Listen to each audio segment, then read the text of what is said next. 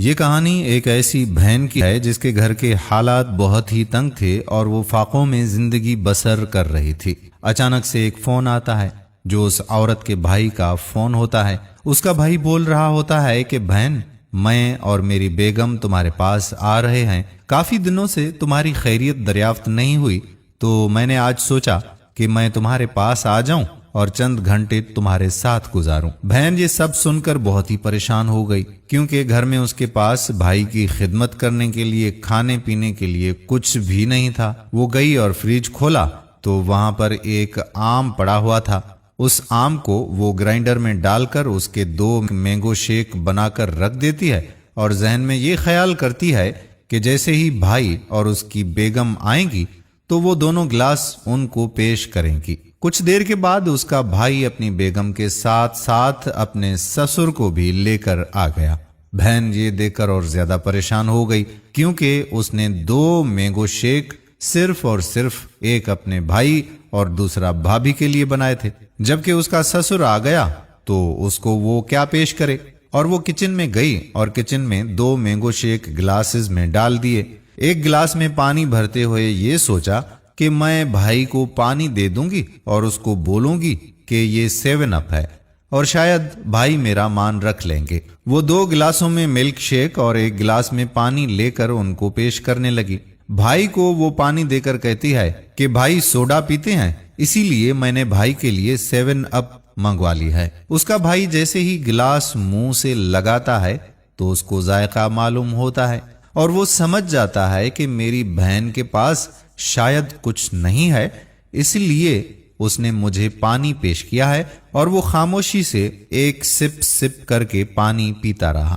اس کا سسر بولتا ہے کہ بیٹا مجھے شوگر ہے، میں 7 اپ پیوں گا، آپ یہ مینگو شیک لے لو۔ یہ سن کر بہن اور بھائی بہت ہی پریشان ہو جاتے ہیں اور بہن سوچتی ہے کہ اب تو میرا راز فاش ہو کر ہی رہے گا۔ بہت ہی شائستگی سے اس کا بھائی اپنے سسر سے کہتا ہے کہ اب یہ 7 اپ کا گلاس جھوٹا ہو گیا، اس لیے آپ کے لیے میں فریج سے دوسرا گلاس بھر کے لاتا ہوں۔ وہ جلدی میں جاتا ہے اور کچن میں جا کر ایک گلاس توڑ کر باہر آ جاتا ہے اور بولتا ہے کہ میرے ہاتھ سے بوتل بھی گر گئی اور گلاس بھی گر کر ٹوٹ گیا، تو میں بازار سے جا کر ابھی دوسری بوتل لے کر آ جاتا ہوں، اس کو آپ یوز کر لیجیے گا۔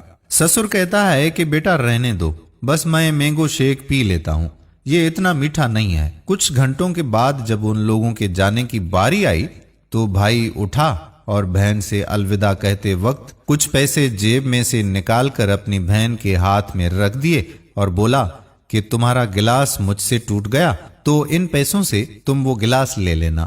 وہ اس طرح سے اپنی بہن کو پیسے دے دیتا ہے کہ کسی کو وہ نظر نہ آئے، اور مٹھی بند کر کے اس کی مٹھی میں ڈال کر اس کی مٹھی بند کر دیتا ہے۔ جب وہ سب چلے گئے تو بہن اپنی مٹھی کھول کر دیکھتی ہے کہ کتنے پیسے ہیں، تو اس میں کم و بیش 10,000 روپے موجود ہوتے ہیں۔